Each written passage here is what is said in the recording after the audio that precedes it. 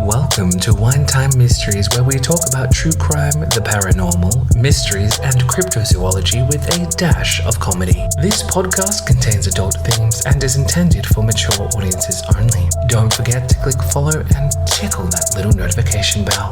Now, find a comfy spot. We're about to start today's episode.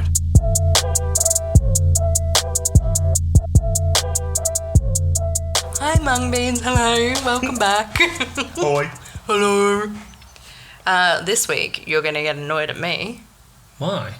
Because we head to Wellington, New Zealand. It was New Zealand, you fucker. See, when you said, is it New Zealand, I said no, you looked down straight away. If you would have just kept that contact for a little bit longer, you would have said I was lying. So you lied and it's my fault? Yeah, because you looked down. Keep eye contact? Because I was trying to set this up? Yeah, because you were too busy. That the one thing you asked me, you were right. So in Wellington, New Zealand, that's where Jesse Kempson was born. Do you know this one? Do you remember this name? Whereabouts in Wellington?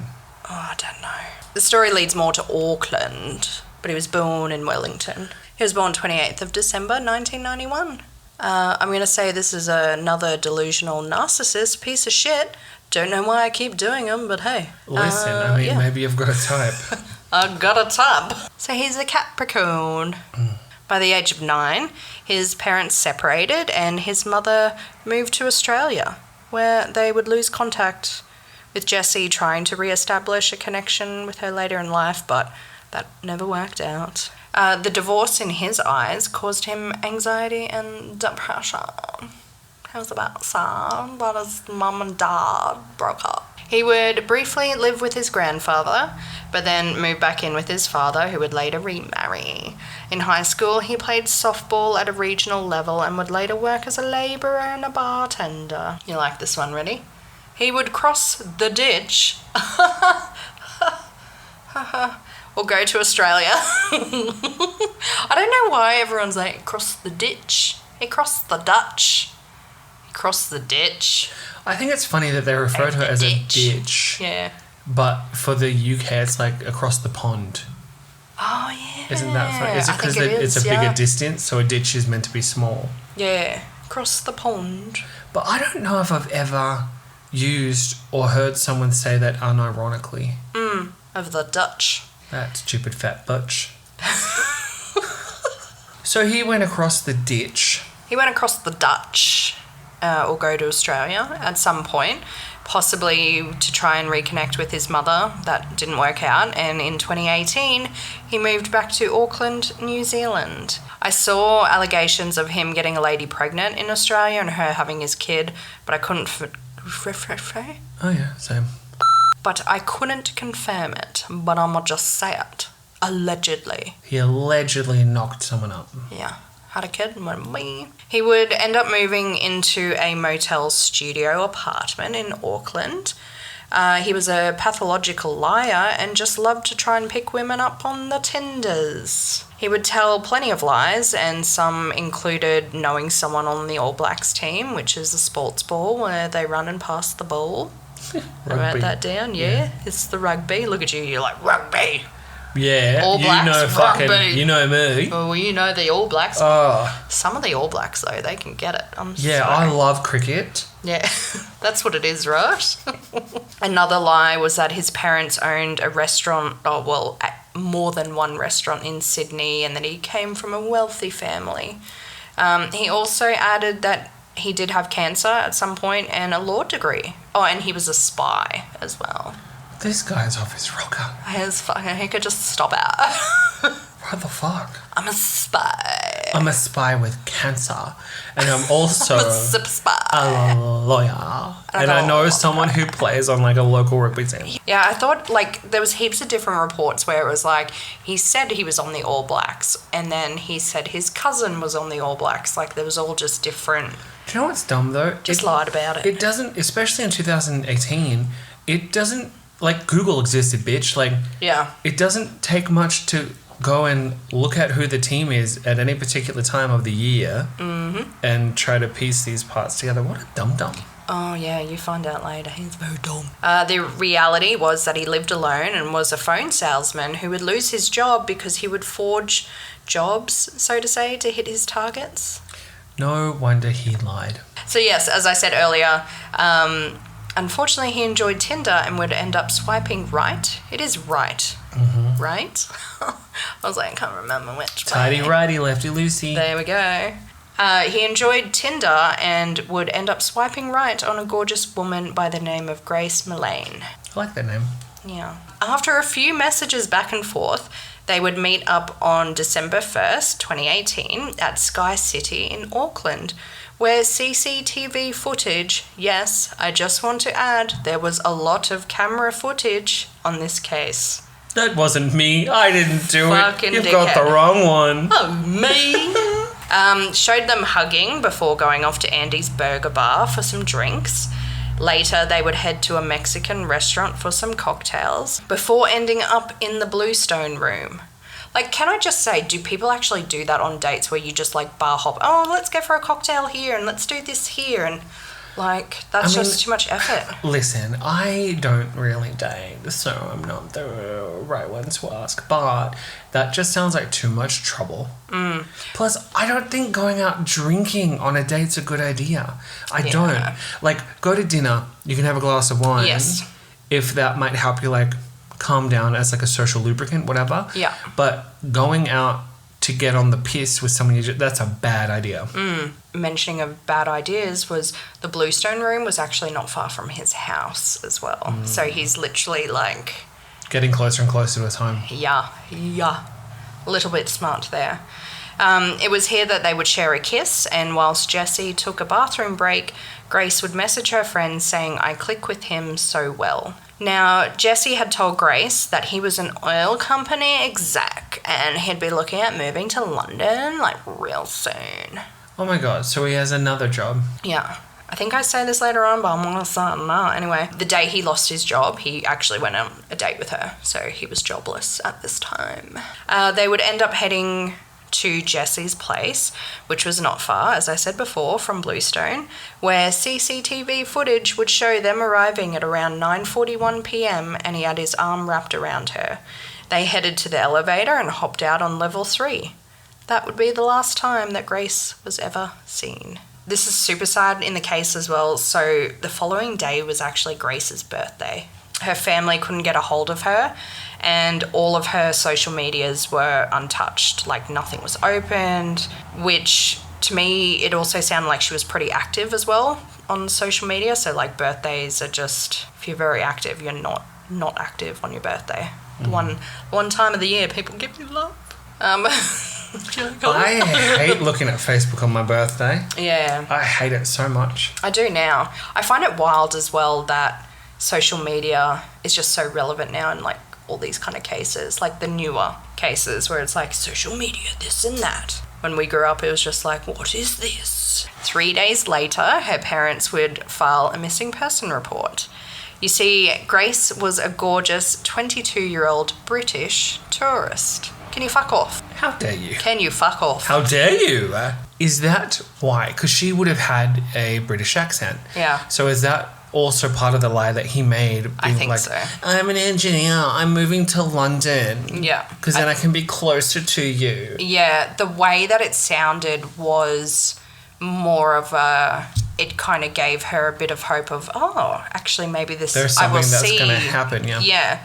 Because she was currently on a 2-week stay in New Zealand. She was only there for 2 weeks? Yeah, after spending 6 weeks in South America. Question. Here's the thing. Answer? Question? Go. Homicide is actually quite rare in New Zealand. Yeah. In general.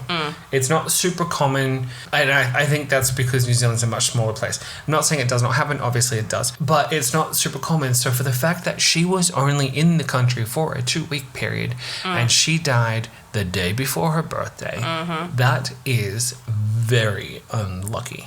Yeah, I didn't put this into my thing, but it was a nice little segue from what you said, because the Prime Minister actually put out a thing being like, oh my God, I can't believe this has happened.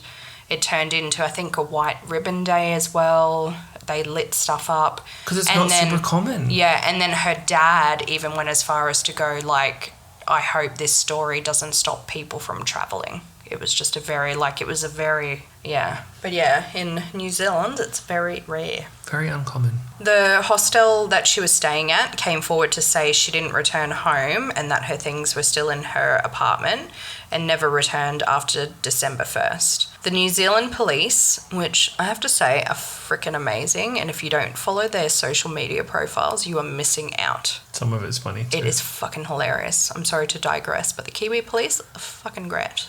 Yeah, they're very good. I'd like to think that New Zealanders have a pretty good sense of humour. Oh, they do. You really need to check out New Zealand Police on socials. Fucking Yeah. Do it. Anyway, they started scouring CCTV footage, and lo and behold, they would find her with a man entering his hotel and never leaving. The weird thing is, they did notice Jesse entering the elevator around 8:01 on December 2nd. So weird. Walked to a store called The Warehouse. We've been to The Warehouse together. We've been to The Warehouse, where he purchased a suitcase. It's all on camera. I wonder what he's going to put in the suitcase.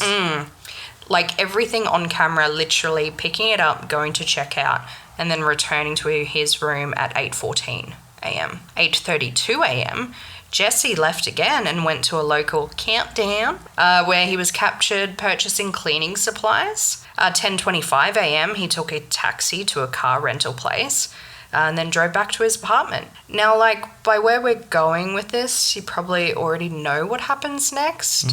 But do you want to, like, guess what would happen next? Because it's not going to be what you think it is. Oh, really? Yeah.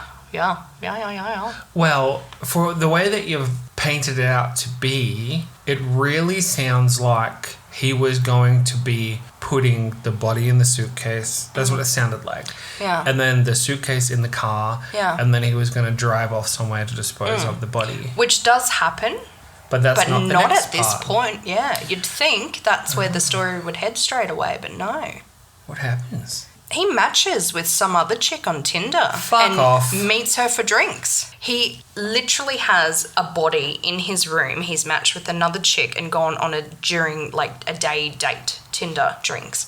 Apparently it didn't last long and he tried to lure her to the Bluestone as well, and she was like, oh, this guy's weird, I've got to drive there. Also during the date, he would mention to her about how he knew someone who accidentally killed their partner during rough sex and they were currently in prison. Yeah.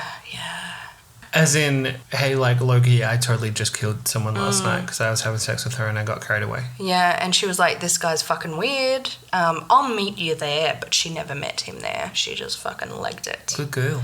Yeah, after his date, he went to another shop and rented a carpet cleaner, returned back to his apartment around 8:30 p.m, and about a half an hour later returned the cleaner back, which I'm also like, how are you renting shit out at 8:30 p.m? But I guess it's Auckland. He's in the middle of maybe things are open. At 9:30 p.m, he was seen pushing a luggage cart into the elevator that had 2 suitcases and a smaller bag on top. Loading the luggage into his rental car and heading to a garage, he would leave the car with Grace in it for the night and return the following morning. So driving east, he headed to a hardware store where he bought a shovel, once again on video footage. 9:30 a.m, he was pictured hopping out of the car barefoot. On December 3rd, he could be seen taking out garbage, getting some things dry cleaned and washed the rental car before returning it. Just ticking everything off. And this guy, he would have been, I'll show you a photo later, you'll probably remember him. But he thought he was probably so, slick. But the whole time he is literally on CCTV footage, you fucking idiot. Almost everything that's happening, dude. Fuck me. There was even footage of him in the taxi going to get the rental car. It could not be more fucking idiot. On December 8th, he was brought into the station.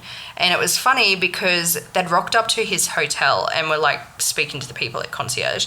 And you could see Jesse, he was wearing like a suit but without the jacket. And he like walked up, saw the police and went, oh, and he turned around and just started walking away, and they ended up like chasing him down the street and getting him. But yeah, I found it funny because he was just like, oh, like it was the Abe Simpson walking in, put the hat on, walk out again. So yeah, the police had seen all the footage but must have thought, let's see what he has to say, because we're just bringing him in for some questioning, you know. He gave them a bullshit story about how they had gone out but then ended up parting ways, and he was hoping to see her the next day, but she had unmatched him on Tinder. Wanting to dig himself even deeper, the officers asked, well, what did you do later that evening? You know, just he told them some friends from work came over. No, I'm leaving it in. No. And they got super smashed and he blacked out, but then woke at 10 a.m. the next morning going out for breakfast, where he had a medium rare Scotch fillet with chips and salad. Anyway, how long has this motherfucker been prepping that he literally knew exactly the meal that he was going to say for that morning? He said he then went home, took a nap, and then had a friend over. The police were like, yeah, cool story, bro. Here's your rights. They literally arrested him, showing him screenshots from the CCTV footage. And this is where Jesse just broke down and told them his truth of what really happened. He was like crying. And I need to show you a video because like what he looks like, his voice is very like, oh, I just went to... Like it was very like high pitched. It's not what you're expecting of, yeah.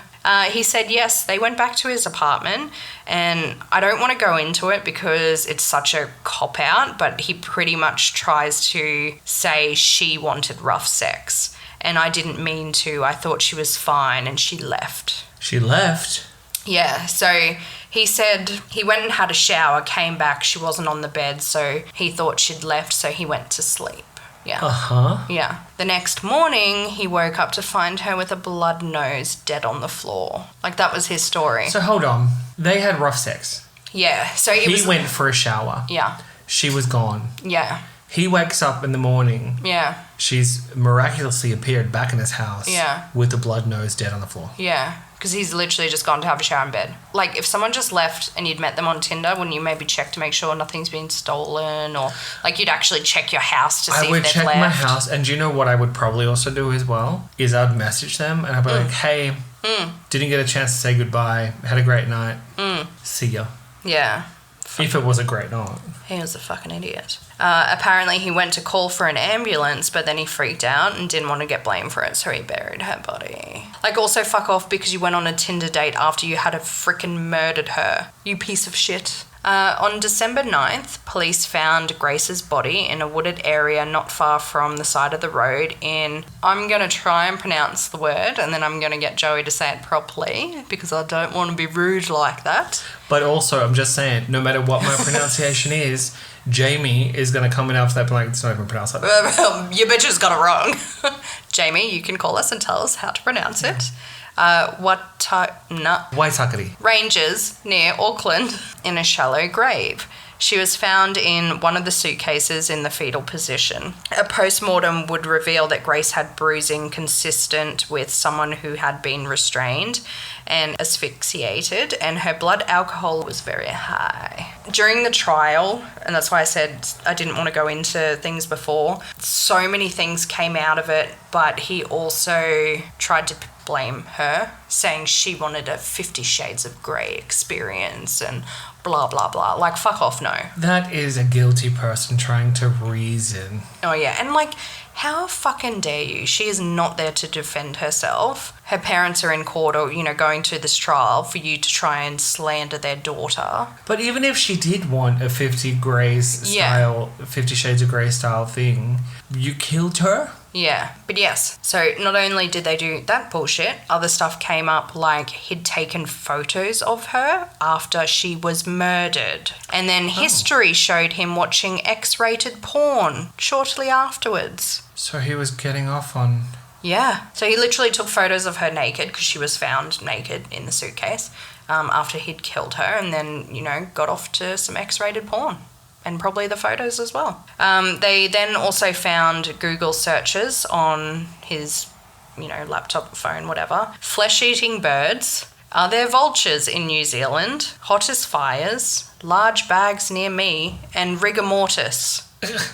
So he was looking for carrion birds in New Zealand to eat the body. Yeah. To hide the evidence. Yeah. Yeah. Are there vultures in New Zealand? This person is an idiot. He's a fucking, he is just a narcissistic piece of shit.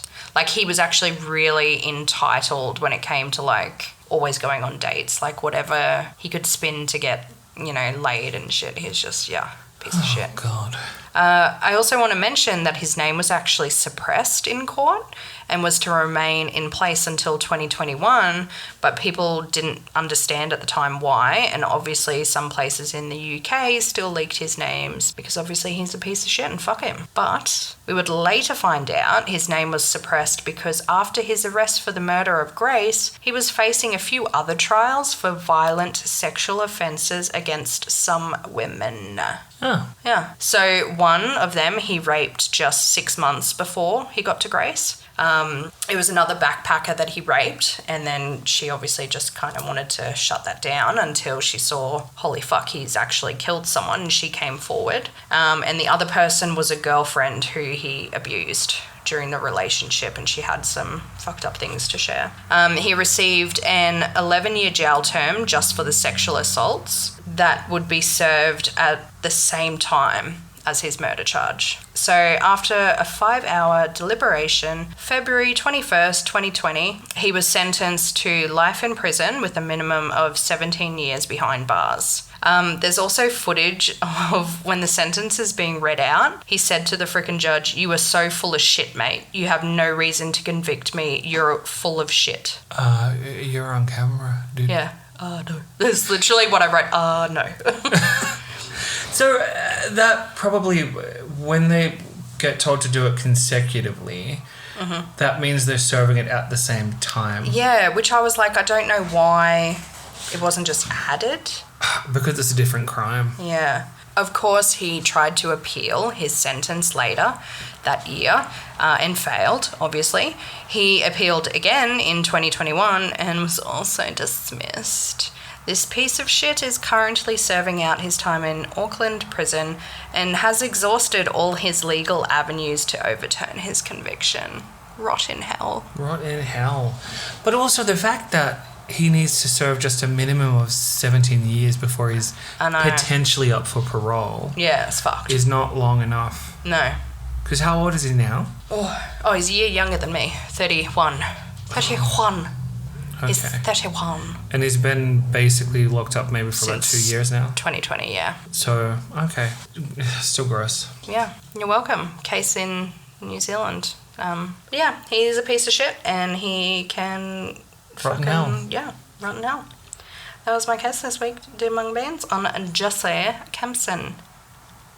Fucking piece of shit. Thanks for that. You're welcome.